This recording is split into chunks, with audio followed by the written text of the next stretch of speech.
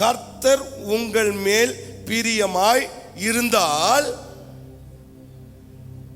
அந்த தேசத்தில் நம்மை கொண்டு போய் பாலும் தேனும் ஓடுகிற அந்த தேசத்தை எனக்கு கொடுப்பார்.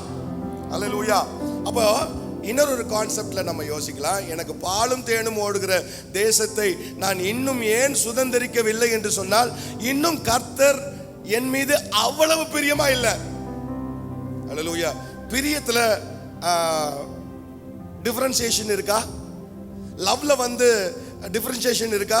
அதாவது ஏற்றத்தாழ்வு இருக்கா? இல்லையா? லவ்ல ஏற்றத்தாழ்வு இருக்கா இல்லையா? அதிகமான லவ், கொஞ்சம் லவ், சுமாரான லவ், லவ் மாதிரி, லவ் இல்லாம ஃபேக் லவ், இப்படி எத்தனையோ லவ் இருக்குதா இல்லையா? ஆமாவா இல்லையா?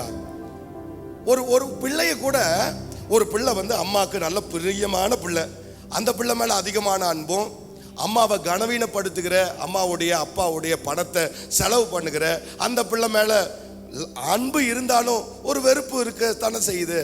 ஆமென்.